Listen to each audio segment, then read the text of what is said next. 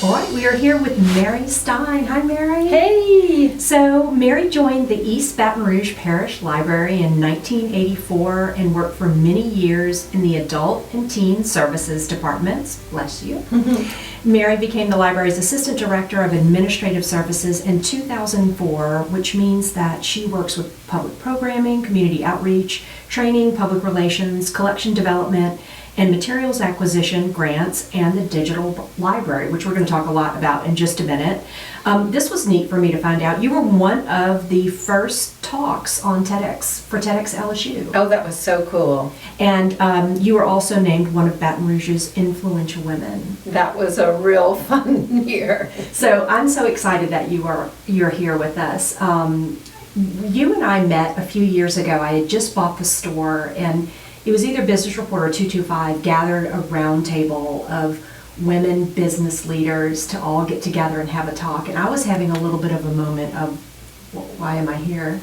But I just remember you making me laugh so hard. I was like, we're going to be best friends. We have the same sense of humor.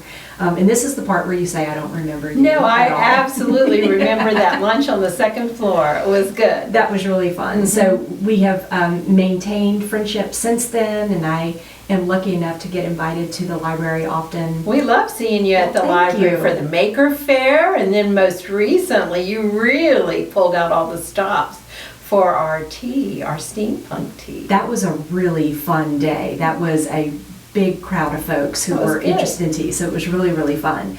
But before we jump into our topic, I want you to expand a little bit on what you do for the library, because I read your bio, but I'd love for them to hear more from you about what sort of your day-to-day is like and what's going on at the library.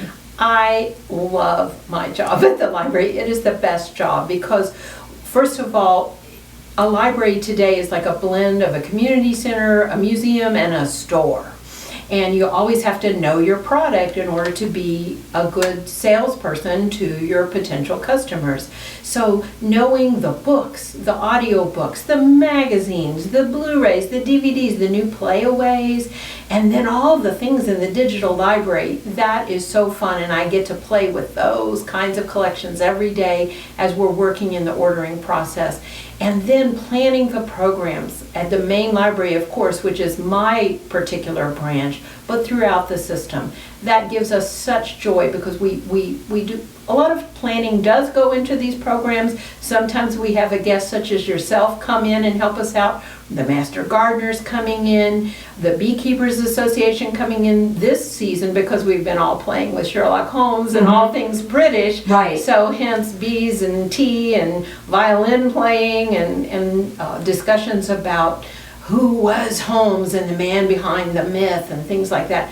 That is so fun. So it's so rewarding, and I am happy and smile every morning when I get to come to work. Oh, I love that. Well, I have a special affinity for librarians. After my mother retired from teaching kindergarten, she went to work as a librarian. I know. And here's what I remember is she was definitely a librarian. I know she did her job, but there was surely a lot of potlucks going on. They were constantly bringing food to the library. Well, it's about building community. Yeah, and I was recently going through her recipe cards. So she typed up all of her recipes on 3x5 cards, and we're organizing them into a cookbook for our family. Nice. And she had an entire tab of punch, and she had PTA punch, she had funeral punch, okay, and she had library punch. Oh, I bet that was the best. Yeah, though. so there was like there's a little black redacted something on there. I guess that was the vodka. Yes, that was what she got in the special aisle. Yeah,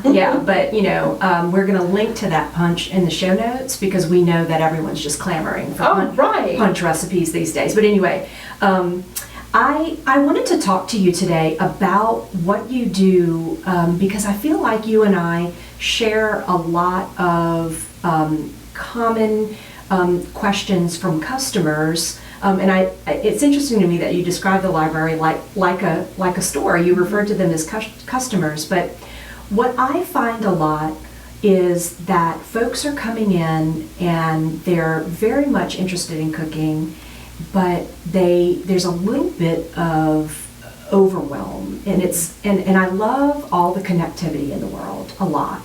I'm all for it, but sometimes I wonder if all the blogs and websites and everything happening on Pinterest and Instagram, I wonder sometimes if it's like too much.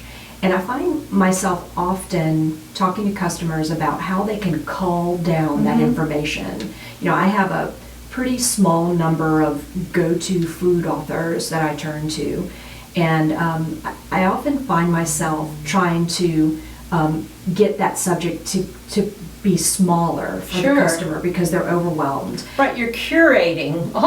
The world of cooking knowledge, cookery is vast. And it's huge. Yes, and like you said, with the digital things, it's amplifying more and more. I mean, it's expanding algorithmically. So you're trying to cull it down to, these are the things that are useful for me at my point in life. You're a coach there, and a navigator, really. Right. So that's similar to what the library does with information every day, because information, it's all caps these days, and a lot of it's bad information. Right. Or not useful information, or perhaps old information that just keeps regurgitating in the internet and on Facebook and on YouTubes and things. So our goal as librarians is to help you distill to the right information for you at this point in your life. Because we have thousands of cookbooks. I'm talking lots of zeros behind that number. And we have historical cookbooks, we have modern cookbooks, we have magazines, we have the newspapers, we have historical magazines back to the beginning of time, it seems. Some are digital and some are physical. I pulled, for the show today, an old copy of Good Housekeeping from the 60s, because it was the gingerbread issue. And I remember every year working on the gingerbread house, and you always want to see what everybody else did and what were their clues. And so we still have those in physical format, and we also have many of those things in digital format. Our goal as librarians is to help you find the one that you need today. Some people just want a 5-ingredient cookbook. I've got that. That would be mine. So what's interesting about that is you mentioned before we got on the air today, we were talking about the Advocate food section, which comes out on Thursdays. That's right. So I grew up in Laplace, and so we got the New Orleans Times-Picayune. I have that too. And so we get the question a lot. There was a recipe in the Advocate. My mom had it. Can't find it, lost it in the flood. That sort of thing. So this is something I didn't know. You have the Advocate food section dating back till? Well, to whenever it started, because we digitized the Advocate back to the beginning of the Advocate's existence in the 1800s. We also have the Times-Picayune in whatever version it existed back to the 1800s. I think back to 1825.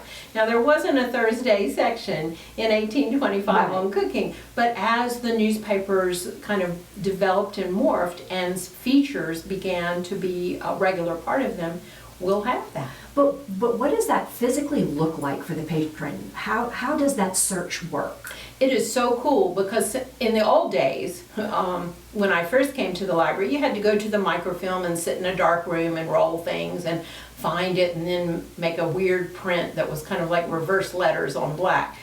Nowadays, it's all digitized. So from your phone, you can go to the digital library of the East Baton Rouge Parish Library, ebrpl.com. And if you have your library card and type that in, you can get into the Advocate or the Times-Pic and actually put in your search terms. You can limit by the year or a range of years. If you knew very specific things, you would put those in. You can do a keyword search? Yes, you can do a keyword search, and you'll pull up photos, you'll pull up captions, you'll put up sales. I love seeing the old ads. Yeah. And when it comes up on your screen, whether you're looking on your real computer or your phone, you're going to be able to move it around and zero in on it and see exactly what it looked like on the real day that the paper came out.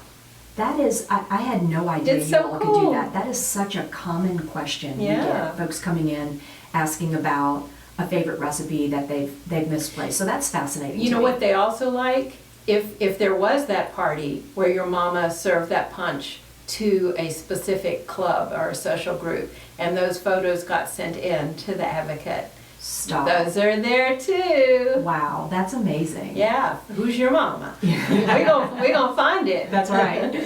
So we teach a class in the shop called Cook the Book. Okay. So when it started, it's not about accounting. No. That's another podcast. So when it started, my thinking was we were going to cook recipes inspired by novels or something like that. And we did it. We cooked like Water for Chocolate.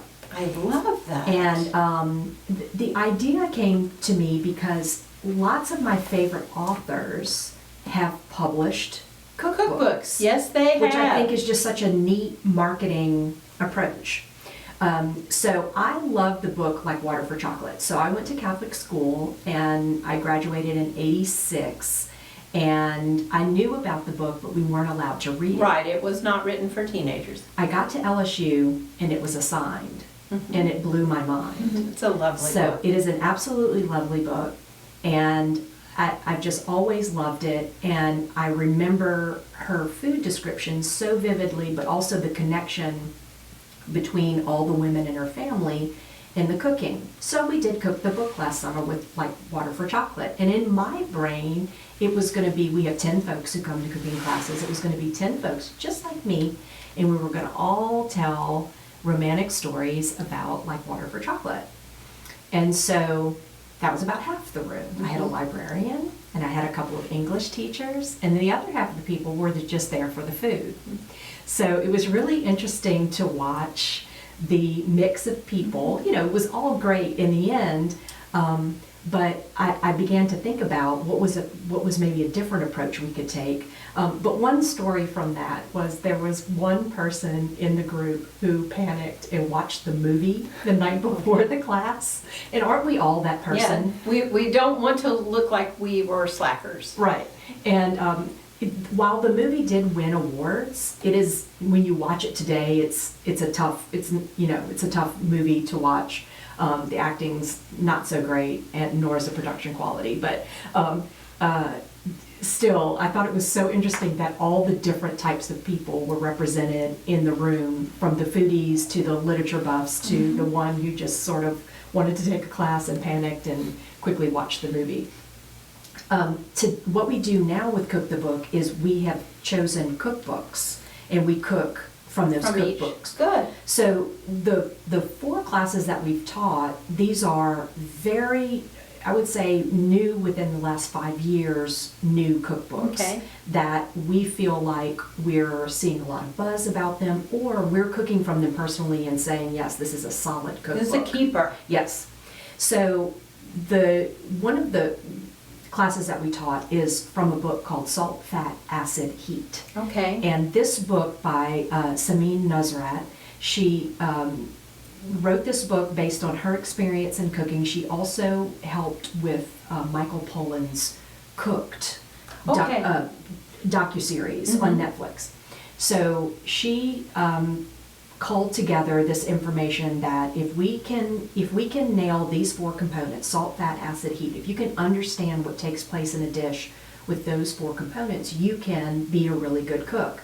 And I love it to the point that it's my new joy of cooking. Okay. That's saying a lot. Yeah, this is my wedding gift book. Okay. So as I'm teaching the class and everyone's in the class, and I'm talking to this gentleman in the class about the book and how much I love the book and the pull-out charts, and I see his thought bubble, like, lady, I'm just here for the food, I don't know what you're talking about.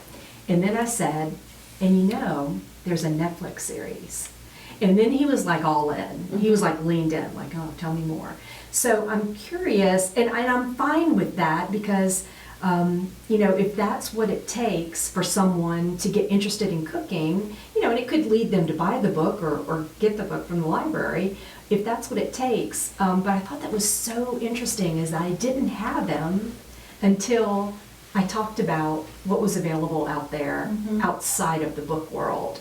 I'm wondering, you've got to experience that in the library. All the time, because as the world has changed, we maybe read the same amount, but it's in different formats. It's in little pieces, it's in thought bursts, it's in captions, it's in little, kind of like the idea of the podcast versus something else, or the blog versus the long magazine. Exactly. People are reading more focused, and they're also watching. The videos, the video posts, YouTube has changed everyone. And I love a good cat video with bacon just as much as everyone else. But many people are visual learners, and they like to see someone else go through the motions. It really helps it for them, whereas reading it on page is not the way they learn. It's not the way they absorb content. So he may have been that kind of person. And the thing in the library is, we're not going to judge how you like your content or your format. We just want to provide it all for you, give you a window. Mary, we're best friends because we have the same approach to cooking. We have zero judgment. You know, what works for you? Crock pots, instant pots, toaster Microwave. ovens. You know, as long as we're cooking from whole ingredients at home, then we're all for that. We're fans of that. So I love that. I love that so much. So we talk a lot to novice cooks, folks that are wanting to get started, brand new to cooking, and you know, we love having those conversations. They sort of come in, and we have our go-to, you know, starting recipes, how to stock a basic spice cabinet. What is at the public library for the novice cook? What can they expect? Well, of course, there are books for novice cooks. Everything from The Joy of Cooking, very specific Louisiana cookbooks, many of which are out of print, giant A to Zs that take 2 hands, maybe 3 to pick up. We have those kinds of things. We have videos. We have the great courses. We have digital courses in our great courses digital library, a basic cooking healthy, cooking light, and even catering if you want to go in that direction once you feel more comfortable. So I want you to dig in more there. Tell me exactly what that digital course looks like. Sure. Well, the library does a lot of things for online learning. And of course, you mostly think about it for workforce development or test prep or something like that. But we have a lot of life and leisure courses in something called Gale courses. Each course is 6 weeks long. It's free. It's totally digital. There is a human being at the end of the computer somewhere in America. So there are lessons every week. There's a community of other people who are taking the class. You know, it starts at a specific time, and you have your cohort that learns with you. And they're on everything from upholstery to taking care of your aging parent, and there are several on cooking and a lot of healthy life wellness kinds of classes. So good for consumers, good for life. They're 6 weeks long, they're free. All you need is that library card. And it's not a recorded webinar. It is not a recorded webinar. You do have to read. Okay. Because the instructor assigns you, but she's sending you text documents. Sometimes it links to video and such, but it itself is not video. We do have video courses online in the great courses. Most of those are history and culture and the arts, but every now and then there's something fun, especially as we watch Andrew Bourdain and some of those other food travelers talk about foodways throughout the world. We have a lot of video, either documentaries or streaming video that you can get at in the digital library, as well as the DVDs and Blu-rays that we have in our buildings. A lot of things like that. And then we have something new called the A to Z World Foods, which I love this for kids and I love it for grown-ups. It's so beautiful. It makes me want to taste everything because basically it takes you all around the world. You can dial in the name of your country or your region and say, what are they eating in Finland? How do I cook it? Show me what their holidays are. What are their food traditions? So it's real good for that kind of thing. If you're a 4th grader trying to do a social studies project, it's very good. Or if you're planning that special dinner for your food adventure friends and you're eating your way around the world, or maybe you're trying to practice the flavors before you take your cruise there you go. to wherever you're going, and to try those. And I love the fact that it's not just, you know, dial and pick Greece and then here's what they eat. Oh no, you can, there's dictionaries, there's what are all the food groups. When I watch things on television, they pull out vegetables and spices I've never heard of. Mm-hmm. Well, this tells me exactly what those are and how you would use it. And that makes sense to me, and it's all in one place, and it's pretty, and it's convenient, and I can use it from my phone. So I remember my mother, when we had questions, calling the library. Oh, we still do that. Do people still do that? Oh, yeah, all the time. 84 hours a week. Librarians are standing by. So, but what you just described is that same process at your fingertips on your phone. Yeah, through a reliable source, not just anything that you found on Google. Exactly, exactly. So as we've taught classes, they started off very, they were very instructional. They felt a lot like culinary school, and there just wasn't that magic happening yet, even though the content was spot on. And we made a change shortly after we started cooking classes, and we have a point in the class when the instruction ends, and we reset the room, and then we seat everyone, and we dine together. That makes such a difference. And that gathering, we watch people go from complete strangers in the beginning to taking selfies in the end. Absolutely. That is the way to build community. There are even programs all over the world where perfect strangers meet over a meal and you begin to learn a different culture. When you've been slicing turnips with mama, whatever, from wherever she's from, for an hour before she starts cooking it, and then you sit down to dine with her, she's kind of like your mama by the end of that program. Right. But it reminds me a lot of, well, first of all, I'm speaking specifically of the Goodwood branch. It's the one closest to me, and it's absolutely gorgeous. It's a happening place. But there was obviously a on-purpose idea on spaces for gathering. People. That's right, because the libraries are for people. Books, yes, of course there are books there, but libraries are for people.